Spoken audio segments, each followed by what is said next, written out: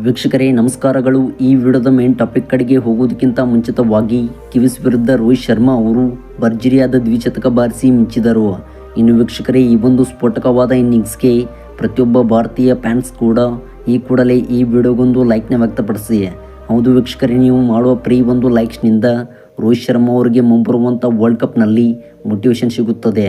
ಇನ್ನು ವೀಕ್ಷಕರೇ, ಇದೇ ರೀತಿ ಸ್ಪೋರ್ಟ್ಸ್ ಮಾಹಿತಿಗಾಗಿ ದಯವಿಟ್ಟು ನಮ್ಮ ಚಾನಲ್ನ ಈಗಲೇ ಸಬ್ಸ್ಕ್ರೈಬ್ ಮಾಡಿಕೊಂಡು ಅಲ್ಲೋ ನೋಟಿಫಿಕೇಷನ್ನ ಆನ್ ಮಾಡಿಕೊಳ್ಳಿ. ಹಾಗೆ ವೀಕ್ಷಕರೇ, ಇದೇ ಫೆಬ್ರವರಿಯಲ್ಲಿ ಆರಂಭವಾಗುವಂಥ T20 ವರ್ಲ್ಡ್ ಕಪ್ನಲ್ಲಿ ನಿಮ್ಮ ಪ್ರಕಾರ ಯಾವ ತಂಡವು ಫೈನಲ್ಗೆ ತಲುಪುತ್ತದೆ ಎಂಬುದನ್ನು ಕಾಮೆಂಟ್ ಬಾಕ್ಸಲ್ಲಿ ಹಂಚಿಕೊಳ್ಳಿ.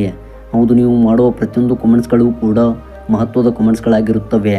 ಇನ್ನು ವೀಕ್ಷಕರೇ, ಈ ವಿಡಿಯೋದ ಮೇನ್ ಟಾಪಿಕ್ ಕಡೆಗೆ ಬರುವುದಾದರೆ, ನ್ಯೂಜಿಲೆಂಡ್ ವಿರುದ್ಧದ ODI ಸರಣಿಗಿಂತ ಮುಂಚಿತವಾಗಿ ಇಂದು ನಡೆದಂಥ ವಾರ್ಮಪ್ ಪಂದ್ಯದಲ್ಲಿ ರೋಹಿತ್ ಶರ್ಮಾ ಅವರು ಆರ್ಭಟಿಸಿದರು.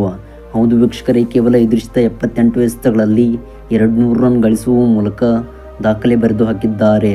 ಇನ್ನು ವೀಕ್ಷಕರೇ, ಈ ಒಂದು ಅದ್ಭುತವಾದ ಇನ್ನಿಂಗ್ಸ್ಗೆ ಕಿವೀಸ್ ಪಡೆಯು ಸಂಪೂರ್ಣವಾಗಿ ತತ್ತರಿಸಿ ಹೋಯಿತು.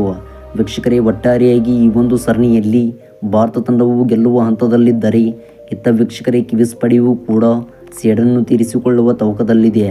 ವೀಕ್ಷಕರೇ, ನಿಮ್ಮ ಪ್ರಕಾರ ಯಾವ ತಂಡವು ಗೆಲ್ಲುತ್ತದೆ ಎಂಬುದನ್ನು ಕಾಮೆಂಟ್ ಬಾಕ್ಸಲ್ಲಿ ಹಂಚಿಕೊಳ್ಳಿ. Thanks for watching.